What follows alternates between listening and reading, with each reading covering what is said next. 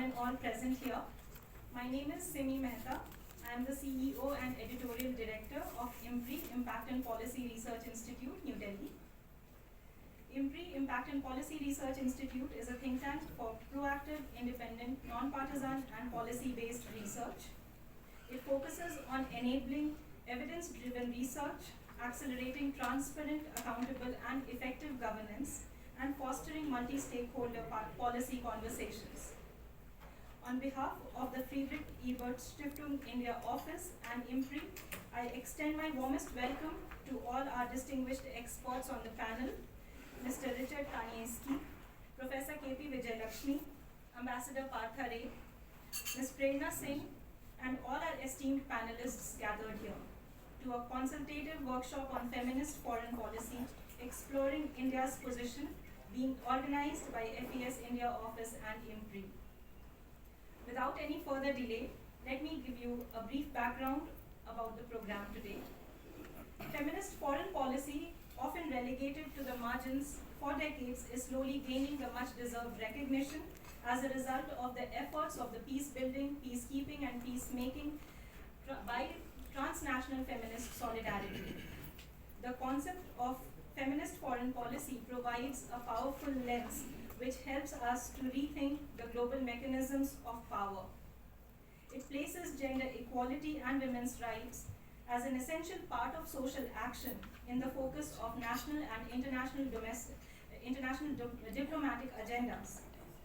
Several countries have declared that they focus more on a feminist foreign policy, or they have also announced that they fill the concept with life in the near future.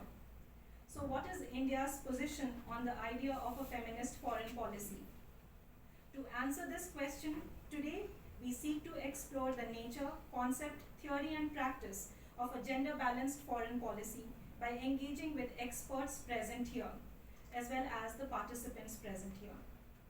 The overall idea is to initiate and continue an open dialogue on understanding India's position on feminist foreign policy in an open manner. Some of the key aspects that this discussion would delve upon, but are not restricted to, the core concepts of feminist foreign policy and the already starting points in India, how inclusive is feminist foreign policy, women's role in Indian politics, in the peace processes and international negotiations and the implications of their participation, ensuring equitable allocation of resources among people of all genders, whether in the government budgets, development projects negotiated between two or more countries, or even at the multilateral fora. The United Nations Security Council Resolution 1325, which identifies the priorities, responsibilities, resources, and initiates strategic actions that have an impact on the greater gender agenda in the foreign policy. I am happy to tell you that FES and IMPRI recently concluded an online monsoon school program on feminist foreign policy, Praxis for a Peaceful and Gender-Just World Order, under the IMPRI #Web Policy Learning Series, held every Friday during the month of September 2022. The broad themes that were covered during the monsoon school program included gender, peace and security, gender dimensions and the UN Security Council, gender and sustainable development discourses, gender, international relations and diplomacy. I am proud to inform all of you that there were 800 participants and up who enrolled for the course from all around the world. And some of those who attended the monsoon school are also present here among the participants. All the sessions recordings are available on our YouTube channel and is witnessing a steady increase in the viewership, thereby implying the growing interest on the scholarship for this topic on feminist foreign policy. There's a housekeeping announcement before we begin.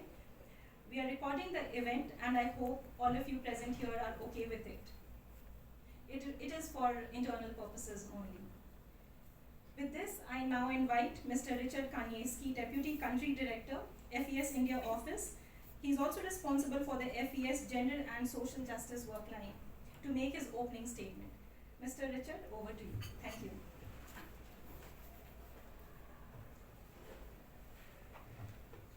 Thank you very and it's good to see you all here in this event.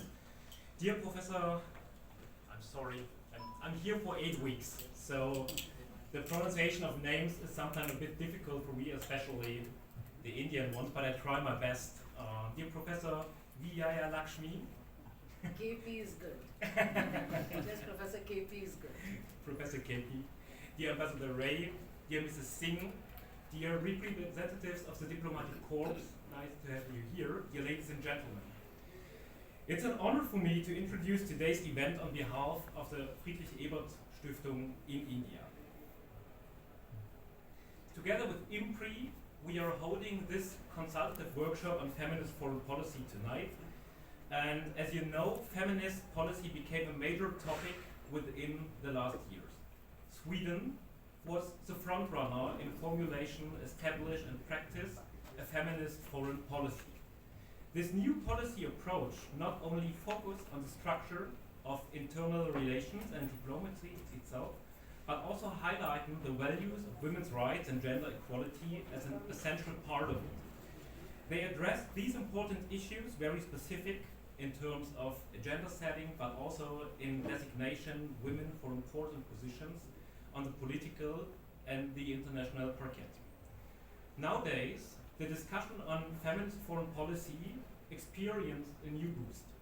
Recent years, international dynamics, and especially the war in Ukraine, led to a situation where the concept of FFP was discussed more broadly, and some states like Germany decided that they will orientate their foreign policy more on the concept of feminist foreign policy. It is, without a doubt, that gender equality, gender justice, and women's rights, as well as the active support of women in all parts of society, is importantly necessary to create a more equal and just world. But the concept of FFP could not stay alone these days. General gender equality and the possibility to live your life in freedom, no matter which gender, nationality, sexual orientation, or age someone has, is important as well. If you define certain characteristics of behavior according to special gender, I think we produce stereotypes which are less helpful for achieving gender equality at all. We need more women in leading positions in businesses, academics, in the administration, but as well in politics and the international context. I think that's for sure. And understanding, challenging, and churning gender norms to move towards gender equality at the political, economic, and social level is crucial generally. In this regard, FFP gives us an interesting and important approach to design a more equal and inclusive world. According to the legacy of our antonym, Friedrich-Ebert, the first president of the first German democracy, our work follows the core ideas and values of democracy. So freedom, solidarity, peace, and social justice. Gender equality is one keystone to fulfill these mentioned values. Another important and impressive Democrat, the founding father of the German social democratic movement, August Bebel, once formulated it as follows, I quote, "There is no liberation of humanity without social independence and gender equality." This is a very impressive sentence, and it is impressive because it's about 140 years old, and ladies and gentlemen, I think the content is still true today. The way towards gender equality was and is long and stony, and without interested and engaged men and women, as you are here today, without discussion, reflection, and agenda setting, there is no liberation of genders and no equality at all. So thank you very much for your attendance, and let us have an interesting event on foreign feminist policy tonight. I wish you a fruitful hour with our honored experts and an enriching discussion and joy. And with these words, I pass back to you. Thank you very much. Thank you very much, Mr. Kaniewski, for setting the tone to the workshop. Moving to the expert session, we have 10 minutes around each to our experts for their remarks, following which we have a detailed Q&A and detailed discussion. I invite Professor K.P. Vijayalakshmi first.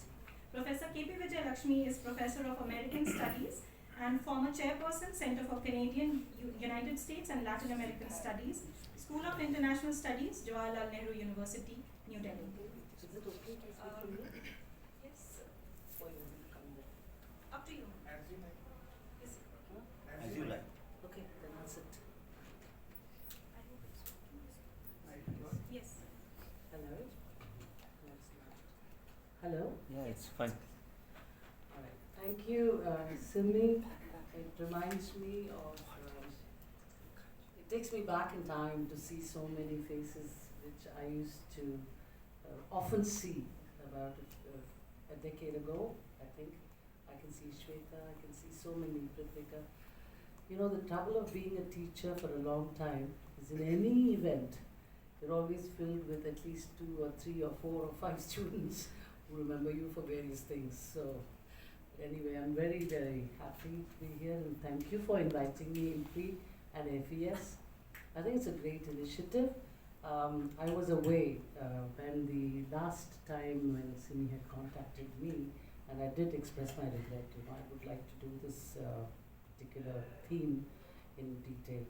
But I must say this is a very interesting point of inflection because the world today has seen so many catastrophes that we have a huge, what I call as the uncertainties index.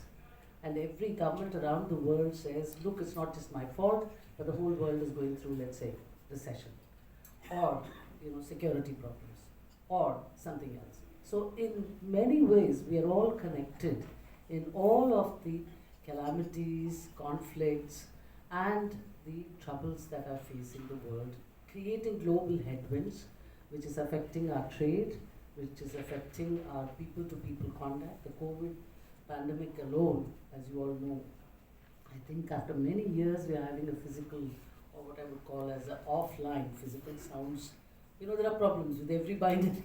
You say physical and you say what? So I'm just rephrasing that as offline. Offline meeting, and it's always good to have this contact, you know, face to face, because as a teacher I must tell you, when I tried my best to adapt to online teaching, the challenges for the students and me were immense. I don't know if the students felt okay, but I have to say I had to learn a lot on the job. So offline is much better, and I'm glad that it has to be on Feminist Foreign Policy. Now, there have been a number of courses in peace and conflict studies, you know, in India. Jamia has one, I used to be their board member.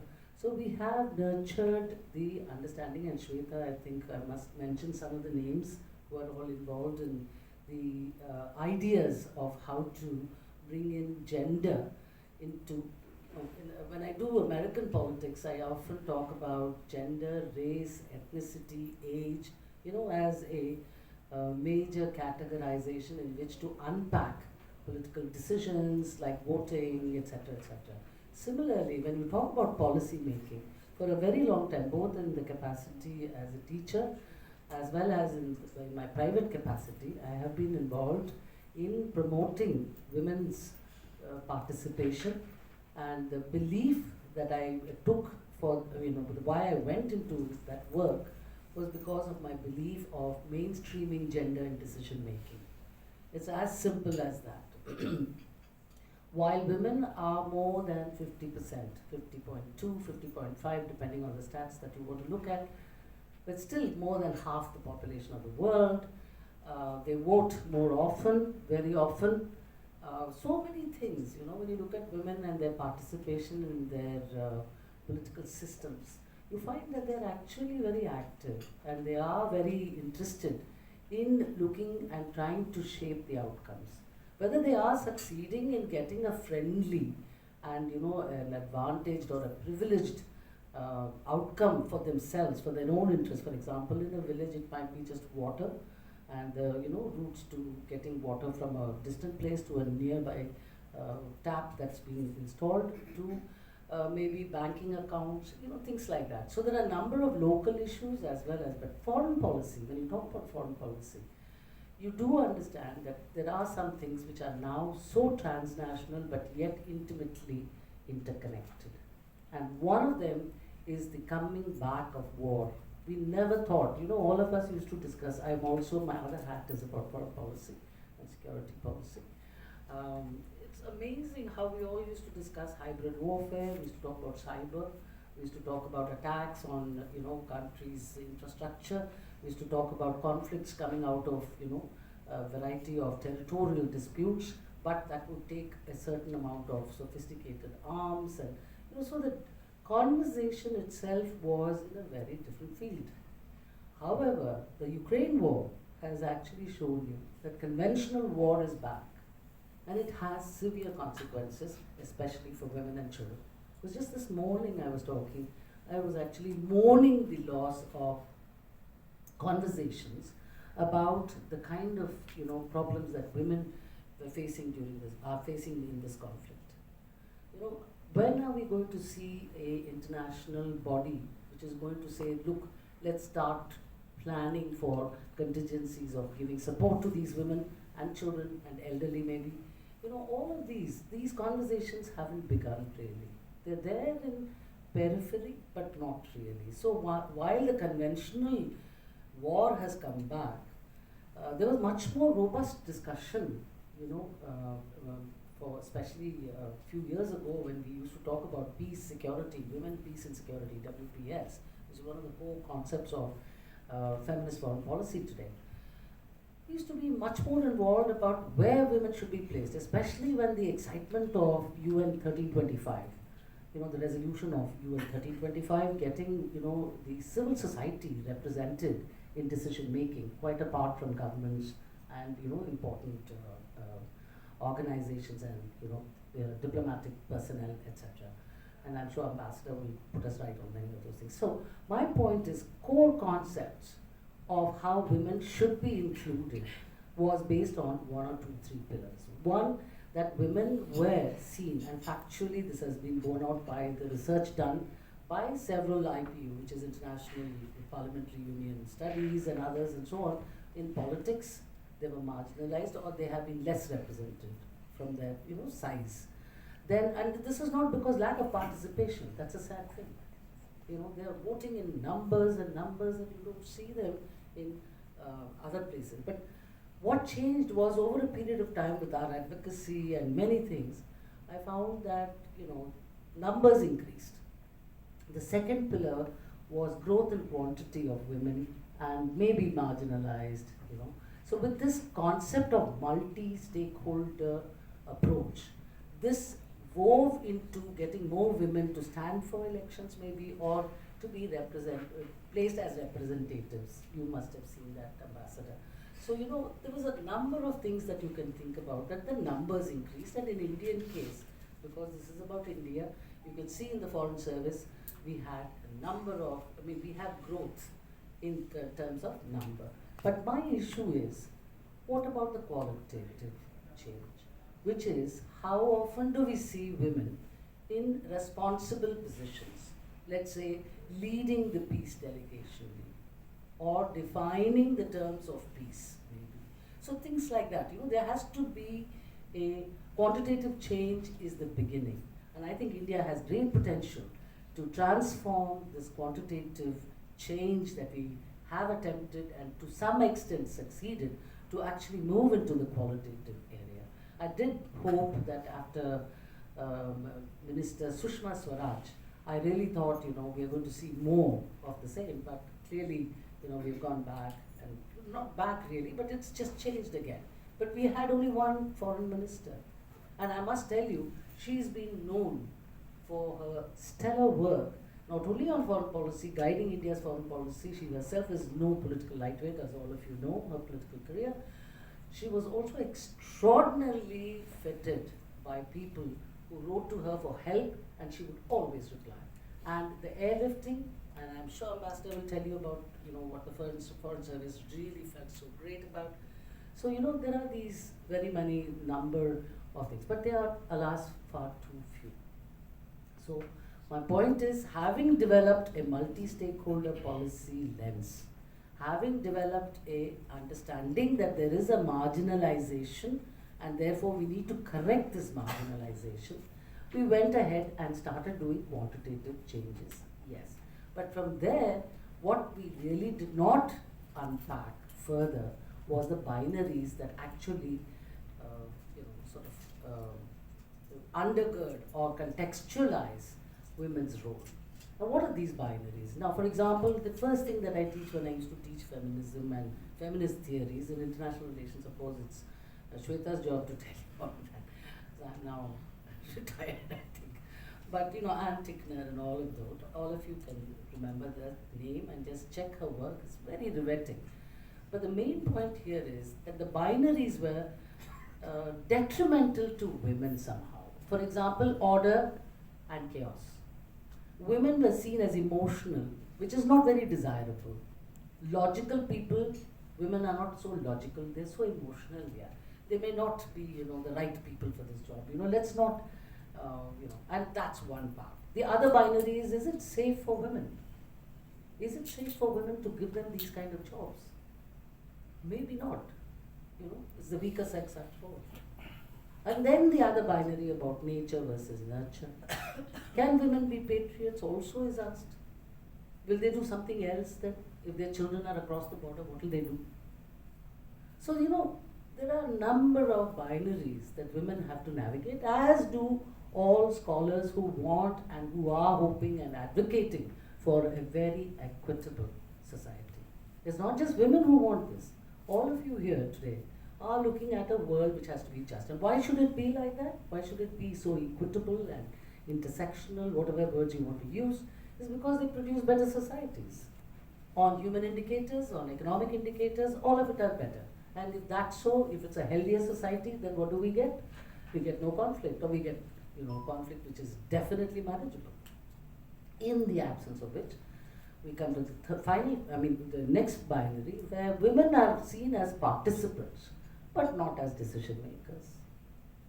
So that really bothered me, why we can be participants in so many things, but we cannot take a decision and chart the course for changing this. And why do I want to change? What is the change? It is the stereotyping. As I said, it's based on the binary, but the stereotyping very often is, will she be able to work after she has 2-3 children? Because one of them, it's not easy to call it out. Only I think people like me would call it out. Having a uterus demands a lot of responsibility.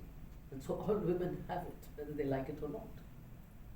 And I can tell you, on the balance of United States today is the issue of abortion. And you can imagine how evocative it is, how emotional it is, and how terrifying it is for both sides to actually argue about women's reproductive rights, which is also part of the rights ideology. So there are this is the core of all of this. But feminist foreign policy began with Sweden, as Richard, I cannot pronounce your surname, so we are quits, as the Americans say. Oh, you do? Okay. There is somebody from Swedish embassy as well. Hi there. So, well, we really think it's great, because in a dialogue I have interacted with one of your ministers. 2014 was the announcement. Much awaited, I can tell you, much awaited. Not with bated breath, because we had given up by the time a bit, but it was well received, and it became, I think, a big push. It gave a push to many other countries who were just toying with the idea of signing international covenants, and then not doing anything about it nationally.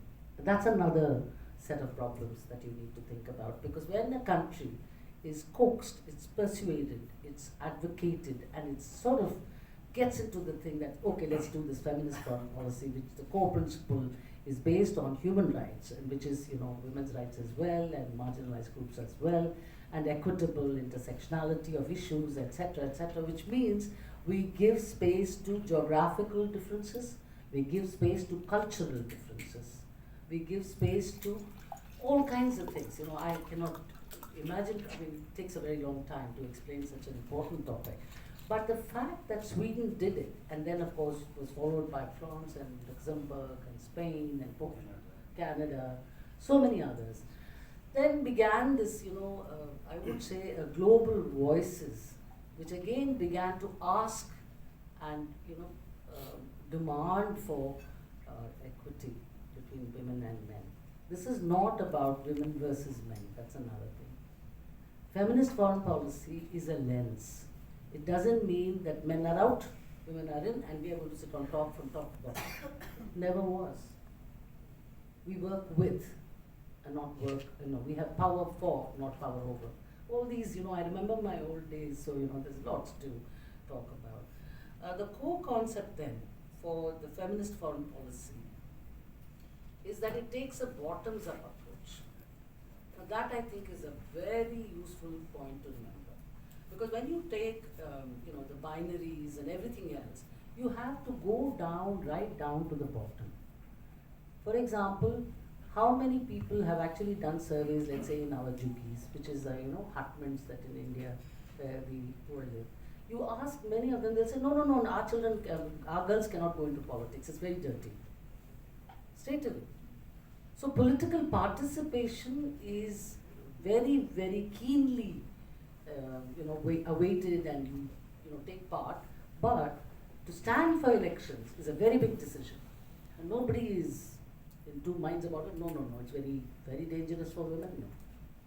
So this is the thing that changed that feminist foreign policy in the foreign policy section looks at. It asks for change, for example, on the discussions on trade. What do we trade and why do we trade and how much do we trade? So should we have women with that? So that's, I think, a very important point.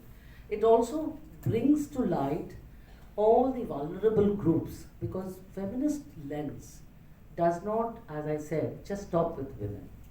It talks about vulnerable groups and marginalized groups, which I think is a much better world. It creates a much better world. And finally, I think it also talks about impact. It doesn't stop with feminist foreign policy, from what I have understood from all the readings that I've done. Simi, you made me again a student. I had to study quite a bit to come and speak to all of you today. I'm sure most of you know much more than me on this. It's becoming now much more easier to find countries to use the word feminist. That's the first impact I'm seeing. Earlier, the word feminist used to evoke a certain amount of distancing and a certain amount of negation. No, I'm not a feminist. Used to be a normal thing, for most people. Now today we are seeing countries embracing this as these core principles are about from bottom up. They are about including many other groups apart from just, advocacy for women's rights alone. There is a special group, as I told you, I was part of that as well. There's also a step towards making countries, give formal recognition through their national legislation. That's a second impact. See, the moment you say international foreign policy, then it's not enough that you sign it in the UN, you sign it elsewhere. CEDAW, for example, we have accepted in India, but we have not given the optional protocol, which means that people in India cannot directly talk to CEDAW but have to go through the government, and there are reasons for it. But we need to have a conversation on how to manage this. So this is something. And it also has had a very deep philosophical impact, in which, it's now very clear that we need to recognize that traditional way of engaging in foreign policy needs revisiting. We can't just do it country to country and Ambassador Ray to Ambassador X. We need to have much more conversation. That's another impact. It's a philosophical impact. There is a legal impact. There is a socio-economic impact. There's a cultural impact. And finally, there's a geographic impact, as much as we know that from Sweden to India. Can you imagine the geographic impact? So there are these many impacts that you can consider. And I think the reason why it's also becoming much more relevant again, and it's again being, the conversations are beginning and considerations are beginning, is because we're seeing such a lot of conflict. War in Ukraine is one, but there are internal conflicts in many of the countries in South Asia, for example. Myanmar, you know. We have our own. There are many others. So, you know, conflicts and the managing of conflicts is not enough. Resolving them becomes the impact. So, yeah, I'm going to wind up. A look is good enough as a word. 2 minutes, I get. So, you know, so the third impact is also of the now calling out of multilateral agencies to continue their advocacy of giving women the agency to do this. It's not enough for nations alone to be involved, but multilateral agencies, and I think that's a very big impact. After you go through all of the literature and see what women have had to say, you really want multilateral interventions as well, which is why feminist foreign policy lens becomes even more important. It goes beyond limited, binary, stereotypical interpretations of what women should be doing, and it brings a bigger canvas in which the whole world is a stakeholder. Thank you very much. Thank you very much, Professor K.B. Vijayalakshmi. It was really, your lecture really took me back to my times with you as a student. Thank you so much. You've really highlighted the core concepts and insights on the feminist foreign policy discourse, and I think you've set the stage for Ambassador Partha to take over and discuss your experiences, especially from the perspectives of a diplomat, your working, etc. So over to you. Yeah, thank you, ma'am. Thanks, FES, Richard, Mr. Richard, for calling me over here, and thank all of you to be here to listen to something rubbish. So, in fact, I was thinking when Professor Vijayalakshmi was talking about, 52% of the world population is 51, 52. She said which data you are looking into. I think it's audible. Yeah. So in our deliberations, I will go a little bit on the other side. I start with India's application for permanent membership in Security Council. So we had, during my time, we had many deliberations, and every time there was a veto given by China. But we have good friends, and by way of Germany, France, France, Germany is still not into the permanent members. As France came and said, gave an argument which is very much the same that Professor Vijayalakshmi ji gave about the women population. They said, a country having 1/6 of world's population, and in Security Council we are sitting talking about security. Which security are we talking about? Leaving India behind, which security are we talking about? And then I liked when professor said that 52% of the population is female. Then what development, whatever we talk about in international politics, in global cooperation and all, what are you talking about if they're even behind? So that's a very good point. I just caught a few points from you. I jotted down. Yeah. So that is one. And another thing is that Sweden apart. Sweden came up adopted is in 2014, Canada 2017, UK 2018, France 2019. It's very interesting to note two things. One is that all these, Mexico is there, but in Mexico, these countries that you name, madam, and which are the countries, it looks like that the concept of feminine foreign policy is a transatlantic arena concept, which is wrong. Because I tell you, because there are many things I can tell you. This concept had origin in Asia, but it was never shown as such, never taken forward as such. By action, we have shown, but in words we have not done. So we still don't have a policy. Written policy of feminine. Feminine foreign policy. It's not written in our foreign policy, but the actions will tell you that that was very much there. For decades. Okay, now empowering women, Professor will say that, yeah, that's true. empowering women so that they do not remain financially backward. Financial stability, financial independence is very important, because if you are financially dependent, then other things, become dependent. You become dependent on other things as well. So that concept was rooted where? It was not rooted there in the transatlantic region. It was the Gandhian philosophy. In the charkha, the spinning wheel, in cottage, in villages, in houses, the Gandhi said that you take a charkha, make this, what do you call that, khadi, you don't buy Western clothes, and you make khadi. So self-employed women are the ones that are emancipated. And this concept, we have not taken it as a woman emancipation, power, etc., etc.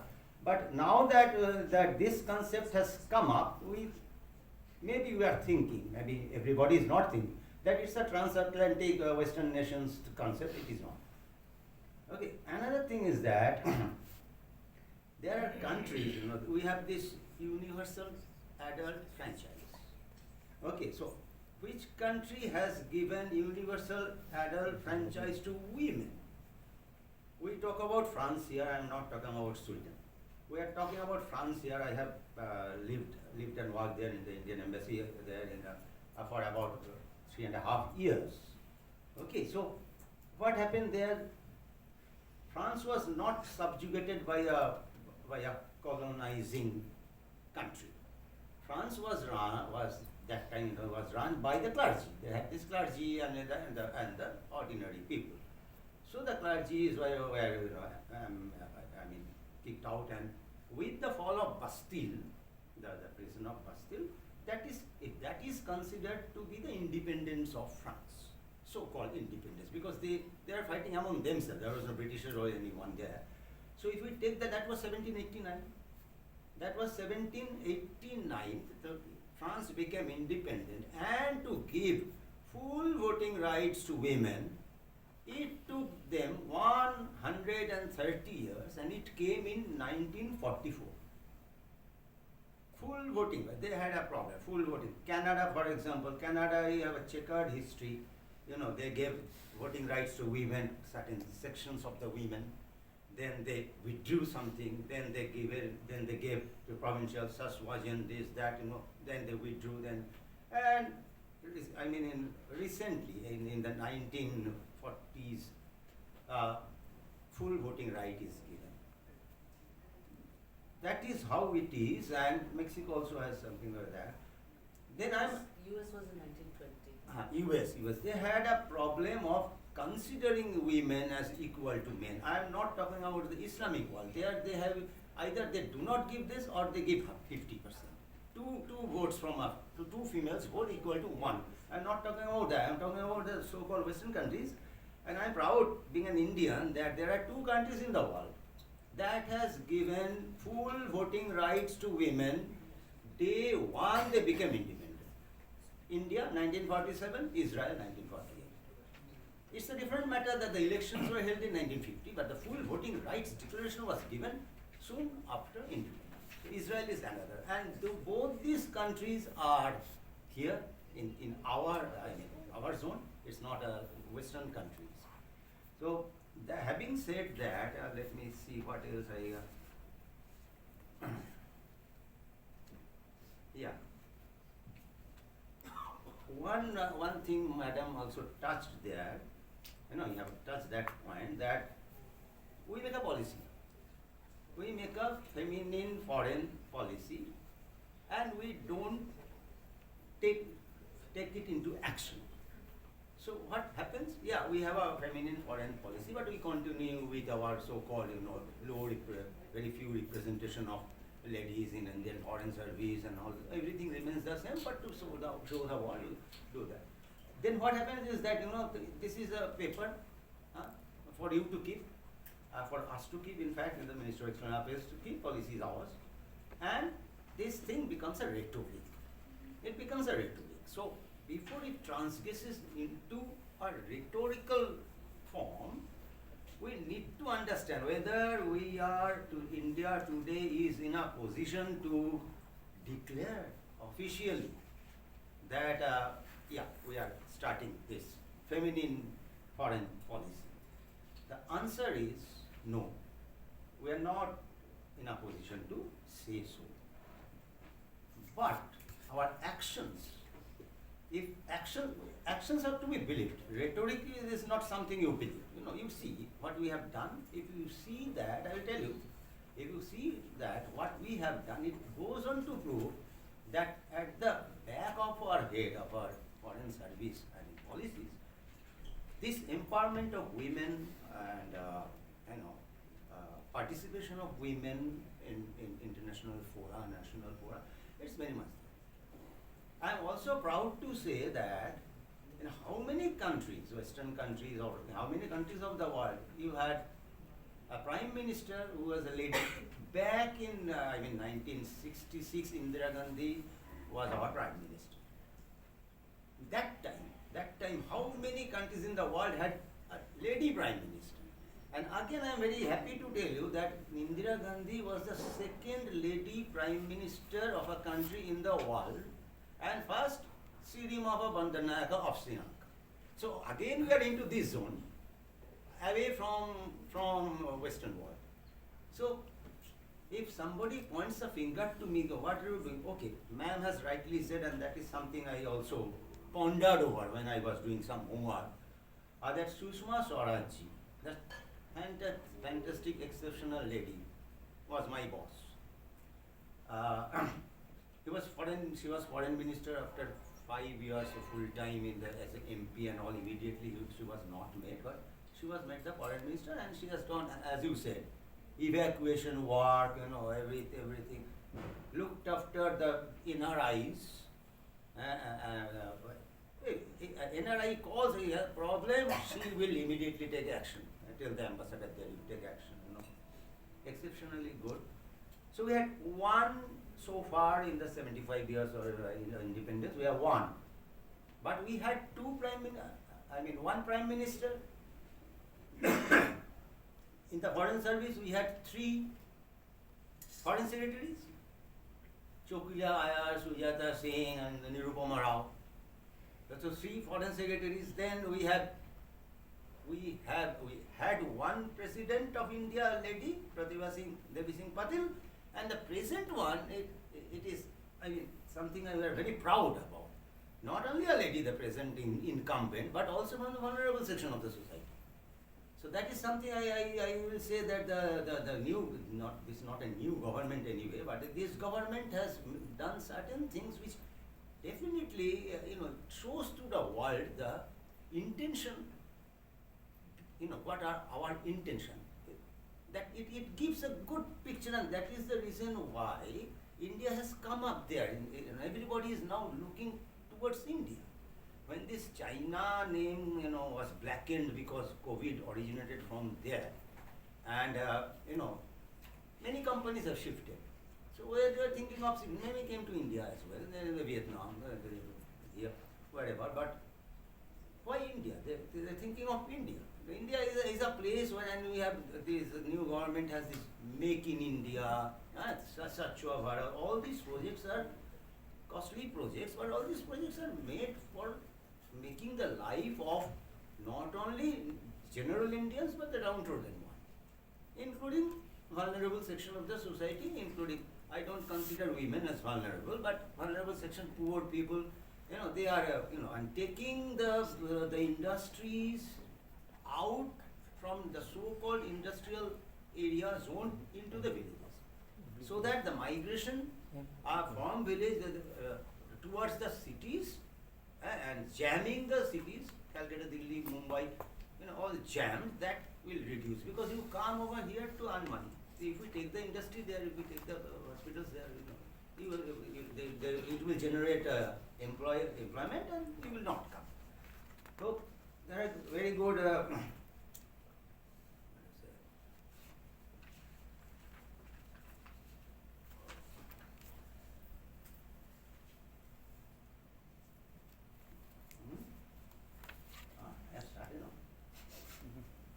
thought she was spoke long, but anyway, then I'll apologize.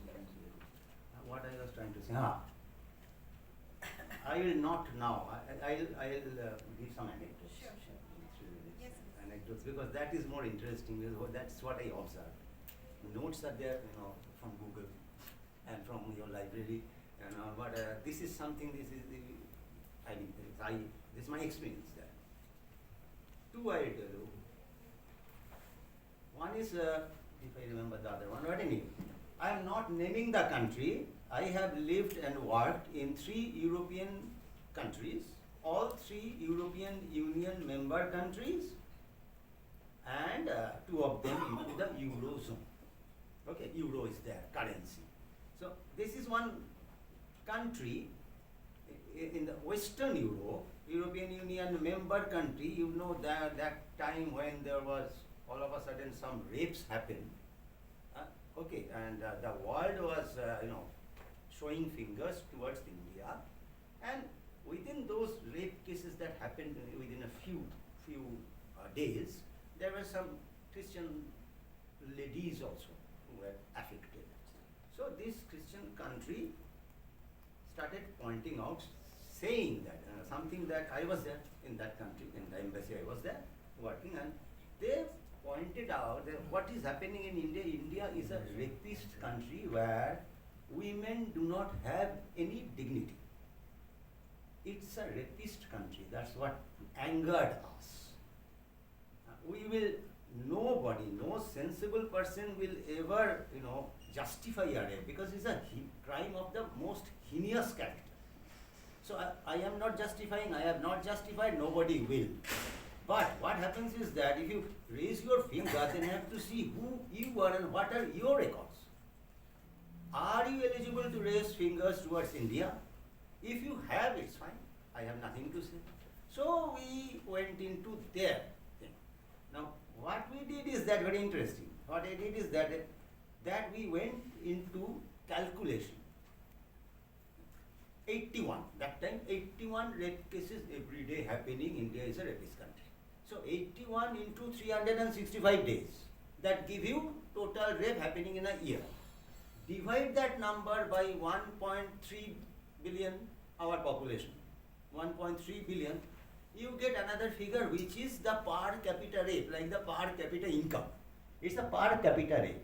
Now, that country, I am not naming, that Western country, it also has a rape problem.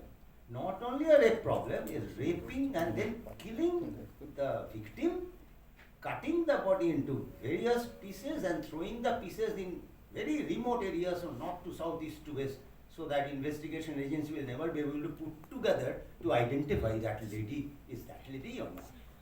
So that was happening. So we went into their record maybe not 81 every day, but whatever, into 365 divided by 400 million population. You cannot even then gauge the name of this thing. So that figure, per capita rape of that country, it was a big figure. Thanks to our high population, when you divide by the population, the denominator is 1.3 billion. So what comes out is very small. So then we told them, see, this is your per capita thing, rape, and this is ours. While we don't justify anything, but we tell you that please don't point fingers to us. Your records are abysmally low. So, okay, with that I end. Thank you for listening to me. I hope you have enjoyed. Thank you so much, Ambassador Ray, for your perspectives. I now invite Ms. Prerna Singh. Prerna Singh is Chief Spokesperson, Delhi Pradesh Congress Committee, DPCC, Indian National Congress. And ma'am, if you could also, during your talk, you could talk about women in governance and international relations, that would be really great. Thank you so much. Good evening, everyone. And first of all, I would like to thank FES and IMPRI for inviting me in this session, which is very close to my heart. And when the other speakers were speaking, a lot of thoughts were going inside my mind, about this issue.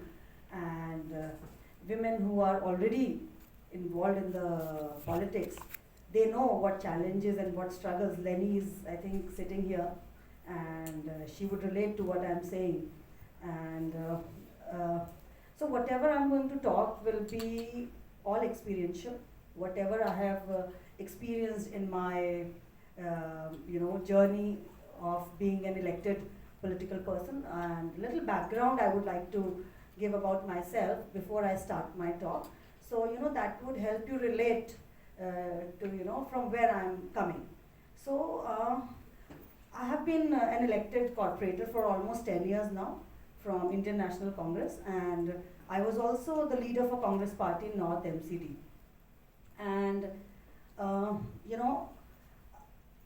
being in politics was not a natural choice for me. This was not the career I had chosen for myself. Like any Indian woman, or like my other co-speakers also said, Indian families don't encourage their daughters to be a leader or to be a politician. They encourage their daughters to be a doctor, to be an engineer, or maybe to be a teacher. The most comfortable profession for a woman is to be a professor or to be a teacher, because they say that it's easier for you to look at your family and look at your career also. So most Indian women, they don't aspire to be a politician, and I was also one of them. But thanks to our leaders, they introduced 50% reservation for women in Delhi MCD. And that is how I got this opportunity to enter this profession and to understand it. And I'm so proud and I'm so happy that I explored this. So Sheila Dikshit ji, she introduced 50% reservation in the local body in Delhi, in municipal corporation, and that is how I was given this opportunity. And I also proudly say that even in panchayats, in the rural area, the reservation was introduced by the ex-Prime Minister of our country, Mr. Rajiv Gandhi. So so it really helped women representation at that level. But women representation at the higher level in assemblies and in parliament is still a distant dream. And of course, we need the feminist policy, and it is very much needed because we are half the population, so we need equal representation everywhere. As I said, in India, not many women, they aspire to be politicians. And we find it very difficult to even find the female workers for the political party. However, the scenario is changing now. There was a time when women getting out of their households and working, getting jobs was also not seen as very, desirable. But I know that, even in clusters and even in the lower middle class families, almost all women are looking for jobs. And in the cluster where I come from, where I represent, I think more than 90% women are working, whether they are working in households, whether they are working in factories, but they are the earning member. So that is a transition which I have seen in last many years. So, women are becoming the earning member of the family, but still, they are not being in the decision-making position or the leadership position. So now, earlier, everyone wanted a girl who is a homely girl who can look after the house. But now when people go out and they look for a bride for their sons, they said, we want a working woman so that, the income is doubled and they are able to run house in a better way. So that transition, that change in mindset has happened. But still, as I said, that, women being in the leadership position or the decision-making position is not very desirable. And, I think, a lot of you would agree with me that women who have the feminist mindset are also not very much liked by our male counterparts. I don't know if you would, I have heard my colleagues and classmates saying, oh, she's very feminist type, she's very feminist type. But Hamesha, she talks about the feminism. So those women are not very much like, I'm not talking about the group sitting here, I'm sure you all strongly feel about the feminism, that's why you're here, but I'm talking about the general population. And something very interesting is there when the reservation was introduced for women in the municipal corporation. I heard a lot of our male counterparts, thinking that we are taking away their right because they were the ones, who were working very, very hard for so many years, and now because of the 50% reservation in the municipal corporation, their chances of contesting elections have reduced. So actually we are the 50% population of this country, but when we get that 50% right, we are seen as taking away the rights of our male counterparts. So that is something which really surprises me. And another very important and very interesting thing I would like to point out here, that in politics, in electoral politics, chances of women winning is very high. So when in North MCD, earlier MCD was divided into three parts, North, South and East, now it is unified. So in North MCD alone, we were 16 members who were elected from Congress, and out of those 16, 14 were women. 13 were women and 3 were men. So, more women are getting elected, but still there's a reluctance from political parties to give them equal representation, and there's reluctance from families also to project the women of their families as leaders. I always say that we all like empowered women, but not in our own families. We like empowered women in other families. So when I talk to my male colleagues and I say that, should I promote the woman or your wife or your daughter to be in the political, scenario, or, let me nominate her as the, member of, or some position holder in the party. They say, no, women in our house are not into politics. We are working and that's fine. So, that is the entire mindset, and I think it will take a few more years for it to change, because I know a time where nobody liked women working and going out, but now that has changed, and that has changed. With all of us, we know that how things were 20 years back, and we know how things are now. So I'm sure even this mindset would change gradually. It's a gradual process, and gradually the things will improve. Of course, there are lot of biological and social restrictions with women.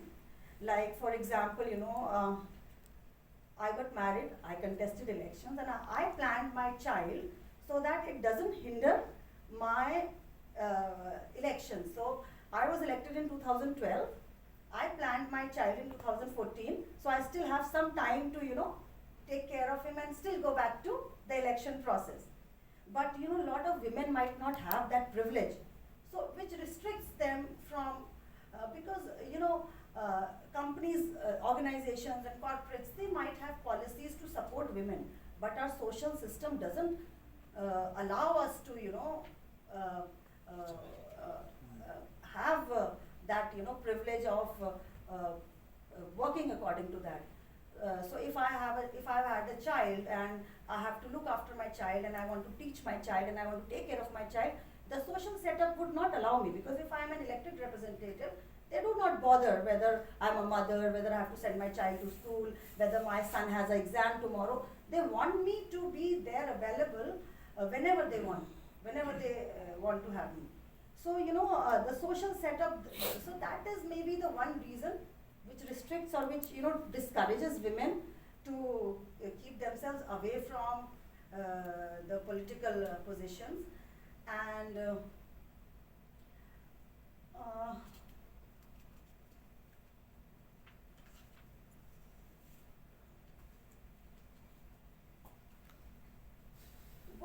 one another interesting point I would like to point out here, when there is, when in Indian society, we are divided in religions and communities and castes.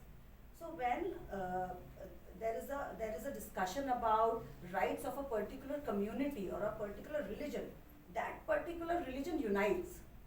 So if there's a candidate of a particular community or a particular caste standing for an election, that community will polarize, and they would start supporting their person. They would say, this is our person, this person belongs to our community, so they are able to relate to it. But when a woman is projected, or when a woman is contesting an election, women don't unite. They don't feel related to that woman. However, I think it should be like that. No, when people can relate to a person of particular caste or a community or religion, they should, all of us should, relate to a woman candidate if she's standing for election. In Uttar Pradesh, our party did an experiment, and they fielded 50% women in the assembly, and our voting share went down. So all women need to think about it. We keep saying that we don't get an opportunity, we don't have equal opportunity, we don't get equity, we don't get equal representation. But when a woman when a woman is fielded in that position, do we all unite to support her? I don't think so, so that is something we need to really think about, because we don't polarize based on our gender. When we can polarize based on our caste, however, I am not a supporter of polarization, don't take me wrong, but this is just something which comes to my mind, that why it is not happening. I think if that polarization will happen, we would not need the workshops. It will be a natural process, and we will get our equal rights. We will be represented equally in across everywhere. So okay, I am just told by Simi to just wrap it up. So lot needs to be done in the field of feminism. I think we need to really work very, very hard, and it will be a gradual process that we all get the equal representation. I think we are moving quite well, but it will take a few years, I don't know, it may take many years to bring that equity in the society. Thank you.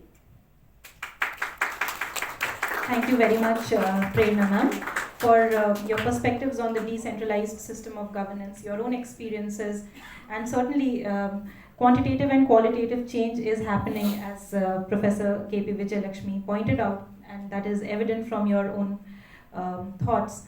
The foundations are definitely strong, and India can translate it into a feminist foreign policy in the international realm. So thank you so much for this discussion.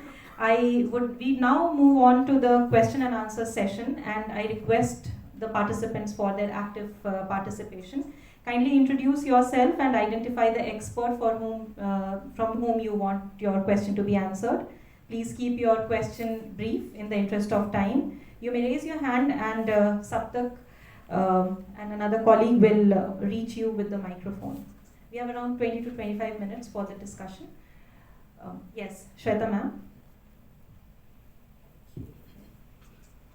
Thank you, FES and IMPRI. It's always wonderful to hear Professor Vijayalakshmi, and it was really good, interesting to hear Ambassador Ray and Prerna saying thank you for just provoking us to think about feminist foreign policy. Now, I'm going to take you to a connected realm, and that is why, in the context of India, since we're exploring India's position, as Ambassador Ray very rightly pointed out, in terms of the historical trajectory, in terms of India's position on feminist foreign policy, while India has not used the word feminist foreign policy, there are quite a few ideas and normative values in India's engagement with the world which are rooted in feminist ideas. I think India has preferred the terminology of a gender-sensitive foreign policy.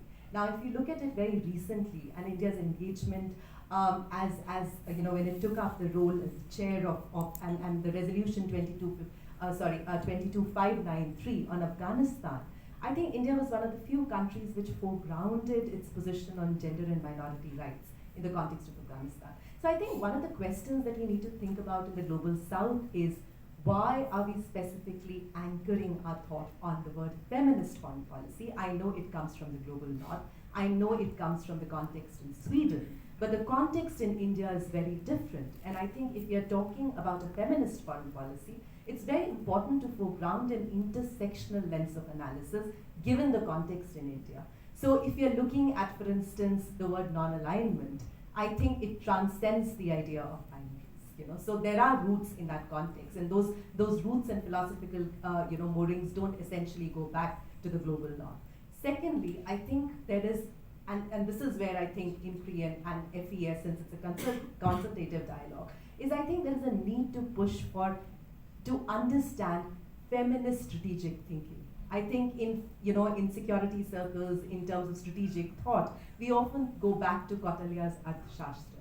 But if we go back in history, do we go back to texts like the Therigatha? Now, Therigatha is talking about normative values of dialogue. So, if you're talking about an outward feminist foreign policy or a gender feminist foreign policy, why do we not go back and look at those strategic roots? So I think that's also a marginalization in terms of our own epistemic thinking. Why are we tied to templates, which is not essentially to undervalue or undermine what is coming from the global north, but I think that's important. So that's a question that any of you would like to respond. But this is something that comes to my mind, and I think it's more a a comment on the shaping of the ideas in foreign policy. Thank you. Absolutely. Thank you so much, Dr. Shweta Singh. Ma'am is with the South Asian University. You are in Akbar Bhavan. Yes. That was our office. Yes, it's still there. Would any of our panelists want to respond to the comment? Well, let me.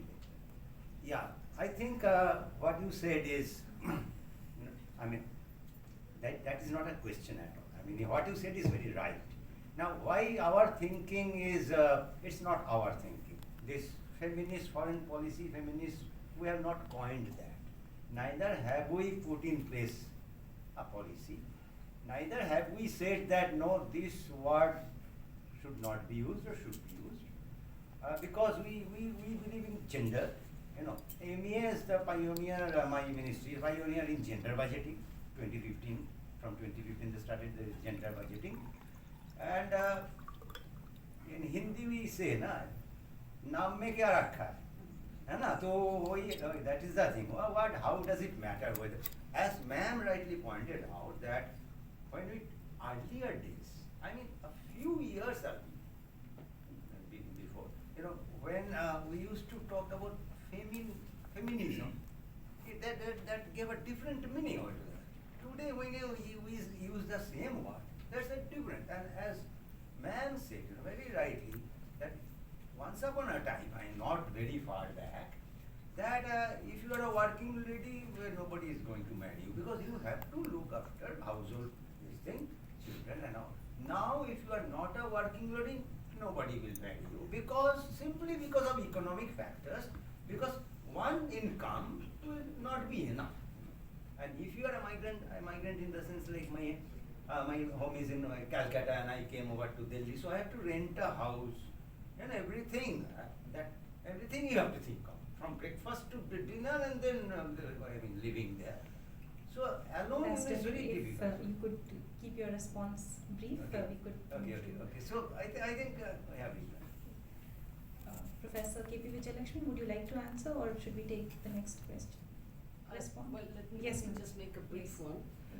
Shweta, you have very acutely aware of the epistemological searches. I know that. However, I think the need of the hour is not merely to separate the world into north and south and east and west. I find that very sad, because even though we know, for example, it's not just non-alignment. We have strategic autonomy, which the world recognizes today. There's no question. So for me, division of the world in these ideological realms and ideational realms pains me. I think we need to come together simply as a matter of idea so that we can progress together. Two, I think when we are very rightly looking at history, it helps you clarify that where are the origins of such philosophical roots. You're looking really for roots. That gives you comfort when you actually embrace them. It's not alien to you. It's not coming from the north, for example. But I think, come on, it's a good idea. Take it. Third, I think, you have a transnational problem. You have connectivities now. Every child is walking around, young children having mobile. so much. Where are we? We're in a different context now. So while my point was that this feminist thinking is not about women replacing men or keeping men out, or that this country is not doing enough and that country is doing it so great and now we should not be bothered by it, etc. No. It is simply about saying that look, all of us need to work together to have a conversation in which all kinds of stakeholders can be navigable in the policy making. Mainstreaming, marginalized, gender, so many categories are there. There's nothing wrong with that. Finally, on thoughts of why should we not call out, as he said, the North. Many countries, we are aware of the rape statistics. We are aware, for example, I teach the United States, the rape conviction was immediately brought out. So today is an interconnected world.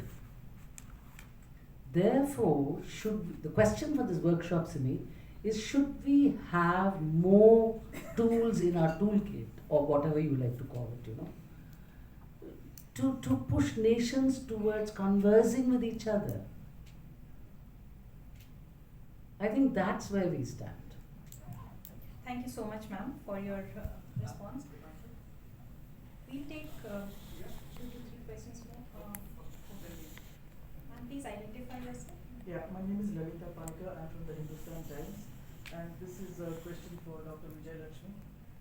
In the course of my writing on feminist foreign policy, I spoke to Foreign Minister Jaishankar, and his observation was that we are not Sweden or Canada. Our level of women's rights is far less than that, and that we need our own a feminist foreign policy rooted in our own culture, tradition, and organic. A sort of indigenous foreign policy, feminist foreign policy. Do you agree with that? And secondly, I'd just like to make an observation that since we're having all these workshops, the idea of this feminist foreign policy has not really created any buzz in the media, apart from a couple of columns and all, certainly not in the electronic media and very little in the print media. So something more needs to be done to create some kind of a buzz and make it a talking point, like women's reservation was at one time. In feminist foreign policy, you'll see like once every month, you'll see a little article on it or something. And lastly, I'd like to observe something that Ambassador Ray mentioned about Indira Gandhi and Srimao Bandare Naike. These are not typical political women. They are from hugely politically powerful families. And they didn't struggle up from the grassroots. And in any case, if women come into positions of political power, why should we expect them to make a difference for women's rights? They are elected by everybody, not just by women. I mean, these have to be much more organic and much more inclusive, these differences. It's not women's job to make policies for women. They are politicians. Thank you so much, Lalita ma'am. Hi, good evening, and thank you, IMPRI and FES, for having me here today. It was a pleasure listening to all the esteemed speakers. Please identify yourself. I'm Neha Joshi. I'm the National Vice President for BJY, which is the youth wing of BJP. And I kind of want to agree with what Shweta ji was saying, that while, the more Western idea is, the focus is more on semantics. And I think our approach to feminism is more rooted in values. The kind of changes, whether it was the 74th Amendment or even today when we have 14.2% of our parliament constitutes of women, and we have 11 ministers in the union cabinet who are women. These are all positive changes. However, I think what what Dr. Jaishankar said about foreign policy, that it needs to root it in our values. One small example of that would be, and I once attended a talk by Mrs. Lakshmi Puri when she spoke about time poverty and how we were talking about women emancipation and economic empowerment of women for ages, but what we did not account for is the time poverty that women experience, especially in 70% of India that was largely rural. So something as simple as a gas stove wasn't something that was available. It was still a privilege up until 2016, when we had the Ujjwala program, which called for the universalization of an access for LPG. So these are some very fundamental differences from that we struggle with as women in India. And while it was important to talk about economic empowerment of women, these variables were not really accounted for.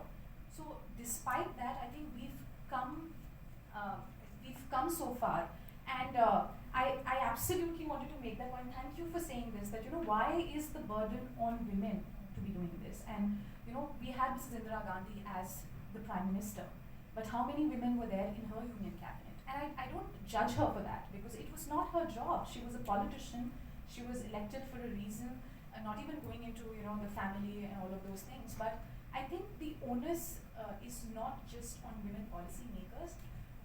We need to have more conversations around gender mainstreaming and gender sensitive policy making, but I think in India we can't afford to be fixated on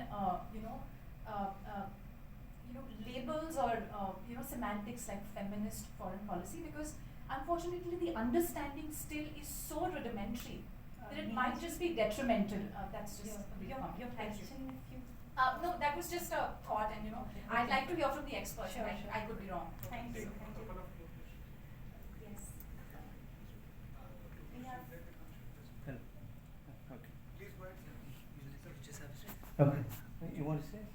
Please go ahead, sir. Sorry, please go ahead. Sorry, I'll just go ahead. Is this on? Can you guys hear me?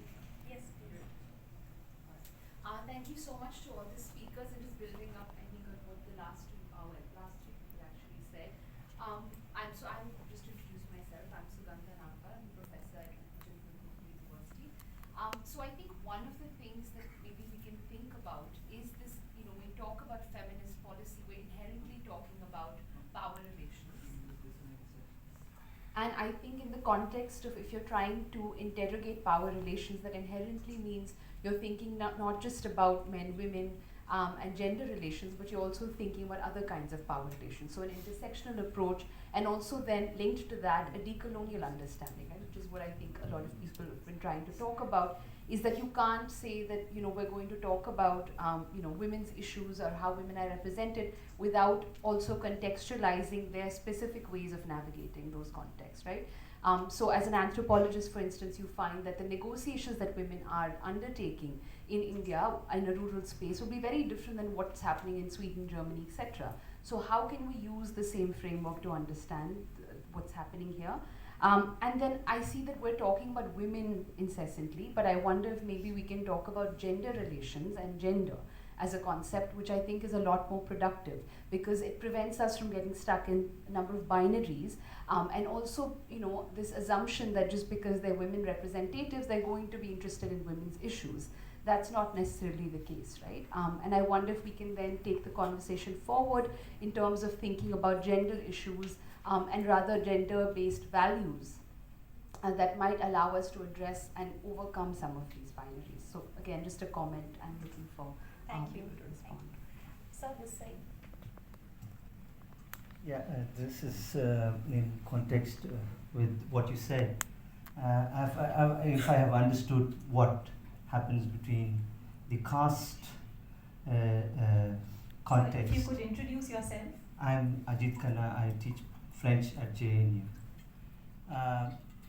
Women, at least in North India, do not have caste of their own.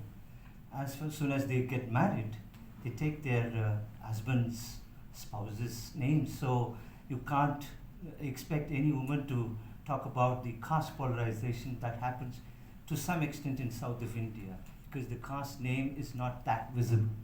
That's one area where I think people, women in North India have to work on.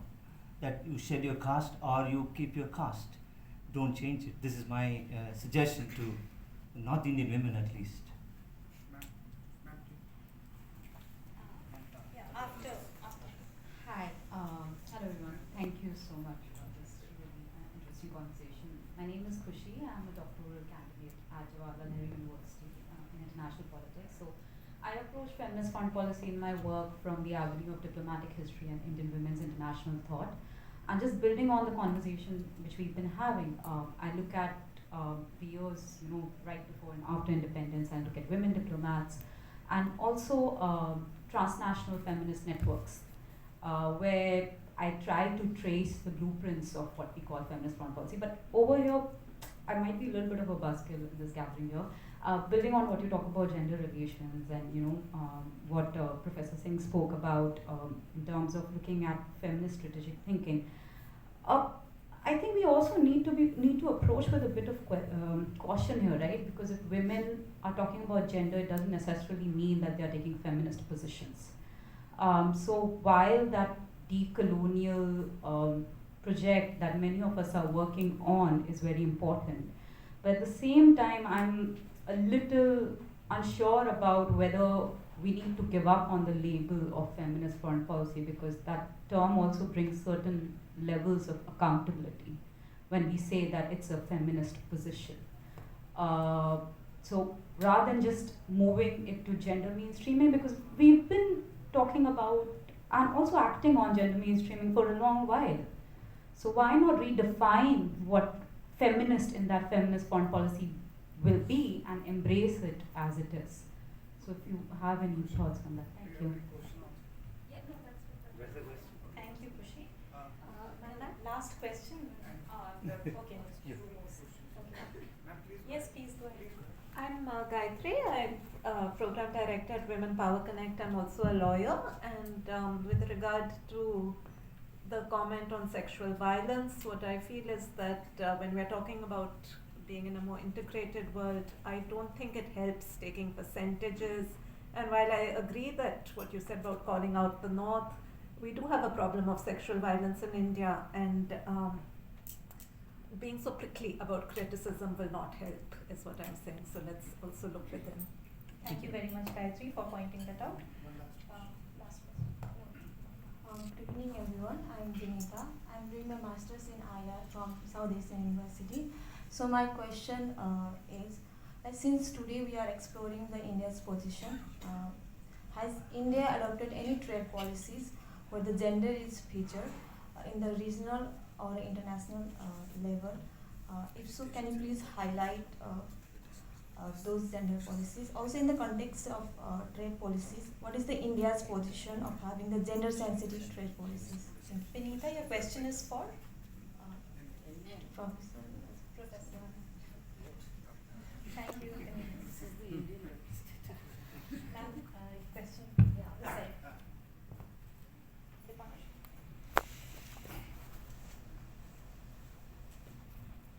Good evening to all. I'm Lenny Zadhav. I'm from the Indian National Congress. I work with the All India Congress Committee's Research Department.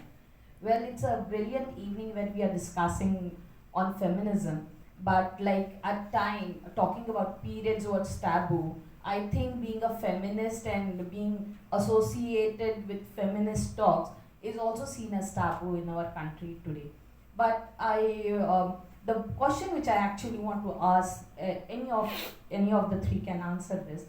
We are in a scenario, global scenario, where there is a problem about abortion and also hijab. So these two very scenarios are global scenarios, and we as Indian women also relate to it. So any comment on it? Vijayalakshmi ma'am, if you could. Yeah, I will. Prerna. Prerna, would you like to take Thank you so much. See, we are in a phase of transition, in last, I would say, maybe last 10 years has been a phase of transition for even the rights of women and the way people perceive the rights of women. So I think it's one of those, and I think Professor would throw in more light on on this. This is becoming yeah. So do you want to say something, sir, first? Because I can speak and then you speak then. Ambassador Ray, if you could take it, and then ma'am will. It's like I don't have much to say. The Supreme Court verdict, the judgment that is that it's after something I have seen in Europe. They have a huge problem. The legislation is a huge problem in countries like Ireland. In the US they have a problem. But see the way Supreme Court has taken that forward. It is also a right they are saying. Whether you are married or you are not married, it's up to you too. So up to a certain 26 weeks, whatever, that's medical thing. So that is one. And the hijab ka. नहीं sir आप बता दीजिए हिजाब तो थोड़ा Hijab ka, क्या है कि what I about hijab, that he will not be allowed to enter the school because the school has an uniform. Okay, he will not be allowed to then in that case, he will not be allowed to join the Indian army. And if you are not allowed to join the Indian army with a hijab, why do you allow Sardajis to have a pagdi? Well, pagdi, the face is not covered, but that is also, others have a topi, I mean a cap. So these are very sensitive issues, sensitive issues where security, personal security consideration, if you put a hijab and you are entering, I don't know whether it's X entering the school or Y entering the school. In international trafficking, smuggling, etc., men with hijab, they pass through the airport. So those things are there. For security consideration, that's a different issue. That's all I know. Thank you, Ambassador. Professor, over to you. Now let me see if I can remember all of the comments. I welcome all of them, and I'm continuously being, educated, I think, in the company of such wonderful people today. So let me take some of them. I'm not sure that I'll cover all of them. Please remind me if I can't. Now, gender versus feminism, that's an old conceptual debate, and I think we should not get into it at this point. It's not about accepting this label called feminist foreign policy. This thought process actually means, and this is coming to your point, that it gives space for geographical, ideational, and other kinds of differences. So where's the problem? I don't see this, I am different. I used to teach research method, I still teach research methodology. Why don't we have elections in Zanzibar? Was a question for all my students. You think Zanzibar is never ready for democracy? There are some universal truths. There are some universal thinking that you need to do and not get swayed into this, divisions and so on. And then not even allowing this multi-stakeholder approach which I talked about is really about ideas and values. So Lalita, your point about what Minister Jaishankar said is about highlighting what India has been able to offer to the world without any labels. That's all. But the core quotient of India's thinking philosophically, let's go to very simple history and not too far back. You will find that women, for us mostly, I don't know how you will take it, but there is Gargi and Maitreyi, they were all argumentators in the Vedic period. So from there we trace. And then we trace things about how women, we never talk about single women households here. Because there is a community of women in villages, for example, who will help each other. That's at least what I have seen. But there may be also single women. But things have changed now. Rapid urbanization, strong thinking, independent thinking in decolonized nations. We can't still talk about just a colonial experience. We are 75 years old now. We own this idea. And we have not only autonomy, I am saying that by going forward in this kind of thinking, call it what you will, I have no problem with that, but the idea between, feminist thinking and gender-related thinking and bringing a philosophy of change into foreign policy matters, I think that's important. And there is no space there to either devalue values, because almost every country in the world talks about autonomy based on its interests and values. Why do you want strategic autonomy in your decision making? Because you want to protect your interests and your values, right? Values and beliefs. So now, the question for women is the question of values and beliefs if they contradict, me and my neighbor as two women. If my friend says, no, she wants the hijab, and I'm saying, no, don't have the hijab, it's only the two of us. These are difficult questions. How do you deal with it is the reason why this workshop is there. To have open conversations and not stick with labels and find labels which are divisive and limiting. Conversations must be unlimited. Take it from me. And there is a chord, let me tell you, when, Lalita made that comment, I would say there's a chord, which I have observed across, countries. I've attended women's forums and, various places. Suddenly we'll all have the same view about something. It's unbelievable. On abortion, I am a professor of US studies and I'm looking at the issue of abortion very seriously. In India, we don't see it the way they do. Hum do, hamare do. From a very long time. China has another policy, which today we are saying is their demographic non-dividend. So these are the geographical differences.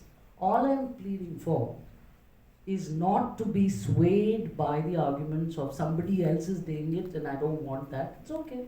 All I'm saying is make space for the differences and argue your case for values.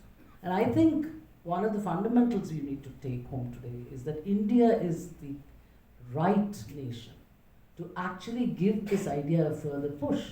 Because we've done so much in the past, it's our philosophical roots, I tell you. When I used to first start, when I learned how to speak for women advocacy and all that, I said, Madam, aapko dekh ke nahi lagta koi ladies unempowered hai. I said, what? Yeah, my grandmother was a very strong lady, yeah. So, then I found out that, when you go for the Juggis, Prerna, you might be interested. We wanted women to complain on domestic violence. Simi, I'm taking a couple of minutes before you give that, laser look. I'm watching you, so that's fine. We found that she cannot complain about her abusive husband because she doesn't own the damn Juggi. And to get that simple law passed, that she is half owner of the house that both of them inhabit, took us very long. It was terrible. Everywhere we found people pushing back on that idea. We said they cannot complain. That's why you don't have statistics on domestic violence going up. Because they dare not complain. They'll be thrown out from that house. So I'm connecting it to you. You see, you can be very happy saying there's no great statistics on domestic violence. It's because of this. We found in the fieldwork. It has nothing to do with values. Domestic violence happens in America, it happens in Europe, it happens everywhere. All women who know how it is to talk to battered women, the pain that, anyway, I don't want to go there, but the fact is there are many chords that can unite women, which brings me to Prerna's point that do women need an all-women's party? That's a question we often ask. I leave it to the politicians to tell us whether they can actually survive on that. They can't. But there has been, India is philosophically a great cauldron of good ideas, and we are the right fit to take this forward. And I think we are the leaders in many ways of all of this, even without going to CEDA, which we have signed. And now in 2020, we are in the UN Committee for Women. So we have a great opportunity to showcase the different, in energy we have made that, right? Different countries and differential responsibilities. Common but differentiated. Yeah, Simi knows that. So it's very similar. See, our ideas are very connected in many ways. Whether it's international energy problems, whether it's hijab, whether it's going to work, whether it's taking politics as a career and not a professor. You can do all of that. And of course, we have ambassadors who will tell you that India has been in the forefront of reordering these priorities as we did, because IPKF in Sri Lanka, big noise all the time. But we also sent to Liberia all women peace force. I thought, Ambassador Ray should have mentioned that. Well, there are a lot of critiques and all that, but this is going on. But the fact is you could send for support and care. Naga mothers, I worked on Naga mothers for a very long time. So many things. So, there are things. So I can go on, but I want to stop here. But thank you, Simi, and thanks for all the great questions. In case I've missed anything, feel free to ask me at the outset. Yeah, thank definitely. you. And we need to certainly create a buzz in the media. Feminist foreign policy needs that. Yeah, so thank you so much. I'll just close with a few concluding thoughts from the panel discussion that has just followed. And over the last few decades, a number of countries have adopted pro-gender norms as part of their foreign policies. And I believe that the time is right for India to explore and have its own feminist foreign policy, and to quote Minister of External Affairs Dr. S. Jaishankar, a gender-balanced foreign policy. The question of gender are important to the study of international relations, but that the concept must be applied in an inclusive manner, so as not to discriminate against men. Feminist foreign policy must illustrate the importance of including men in the gender discourse, especially with regards to issues such as sexual violence. With quickly rising numbers of women in diplomacy, such aspects are worth interrogating in diplomacy scholarship as well, while paying careful attention to the intersectional perspectives and the multiple hierarchies of women, of which gender is a part. We need to have a framework that harnesses feminist international theory and foreign policy analysis to generate new conceptualizations that are unique to India. And to quote Professor K.P. Vijayalakshmi at the end, we need to have an open consensus, open conversation, and not stick with labels. We must make space for differences. So thank you so much. I am so grateful to our distinguished experts, Professor K.P. Vijayalakshmi, Ambassador Partha, and Ms. Prerna Singh for enlightening us with your knowledge and experiences. I am thankful to all of you present here for being part of this important consultative workshop. Let the discussion begin. This program would not have been successful without the guidance and support from the FES India team, Mr. Richard Kaniewski, Ms. Jyoti Rawal, Dr. Ulrich Stork, Mr. Devashish Majumdar, and my IMPRI team, Anshula Mehta, Saptak Banerjee, Dipanshu Diya Goswami, under the leadership of Dr. Arjun Kumar. Thank you so much for your hard work and your unending zeal for impactful policy research. Finally, I also thank the India Habitat Center team for this venue at Magnolia and for all the arrangements. Thank you very much. I request all of you to join us for drinks and dinner on the other side. Have a good night. Thank you.